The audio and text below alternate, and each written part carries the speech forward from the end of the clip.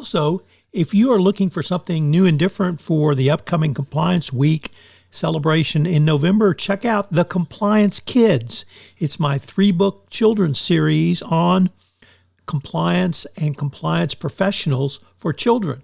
But they make great gifts and great training tools for your employees. You can check it out on Amazon.com. We've linked to it in the show notes. Welcome to the only daily podcast focusing on compliance news of the day. Each morning, start your day with a cup of coffee and Tom Fox, the voice of compliance, to hear about 4 of the top compliance, corruption, or leadership stories you will need to start your day.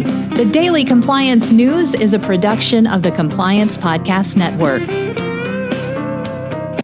First, a word from this month's sponsor, CITGO.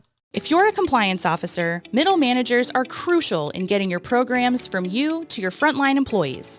But how do we activate those managers and get them on our side? CITGO's new Middle Manager Toolkit equips you with the skills needed to empower your managers, to promote a culture where ethical behavior thrives and employees feel empowered to speak up. Learn how to turn frontline managers into ethical leaders with our new white paper, Empowering Middle Managers as Ethics Champions. And did I mention you can get the whole toolkit for free?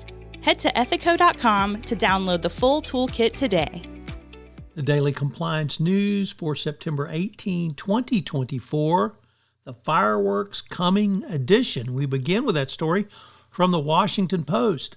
There is a bribery case getting ready to go to trial against a retired 4-star admiral, and looks like other top admirals still in service may testify as unflattering details arise. What are some of these unflattering details? Well, affairs, a spurned lover, and an illicit deal laid out on a napkin. So, back of the napkin can be a big part of a court case if it involves bribery and corruption. Next up from Reuters, the ongoing saga of CITGO and its divestiture by U.S. courts to pay debts owed by its parent, PDVSA, is back in the news as lawyers representing Venezuela requested a 4-month pause on the action of shares. Venezuela has asked the court to move the hearing back, and the court was scheduled to announce the winner of the auction and sale terms on Monday, but there was no court filing as of Tuesday. So complications in the sale process threatened to undercut the court's desire to obtain a high price. So more will be revealed. Next up from the Financial Times, it takes a look at Wolfsburg, which is the home of Volkswagen, and asks, will Wolfsburg wither as Flint, Michigan did in the 1980s when GM announced it would no longer build cars in Flint in America, which of course was the birthplace of General Motors and was one time known as Vehicle City. Wolfsburg is equally dependent on Volkswagen, and if Volkswagen goes downhill, the town itself could suffer a similar fate.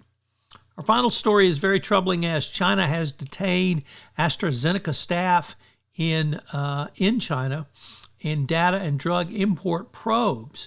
The police have detained 5 current and former employees of the British drug maker for questioning about potential illegal activities.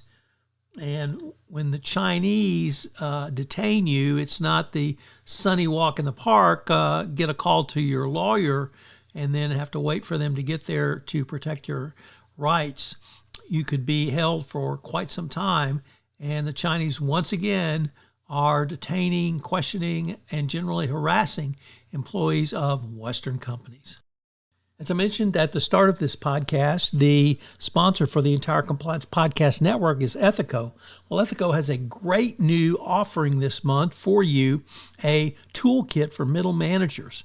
This is something that you, as the compliance professional, can use to move your compliance program forward by giving middle managers the skills necessary to answer a call for speak up or when someone comes in their office and raises a concern.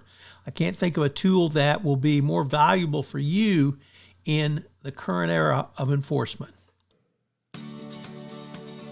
The Daily Compliance News is a production of the Compliance Podcast Network and a proud member of C-Suite Radio. Thanks so much for listening. I hope you'll join me again tomorrow.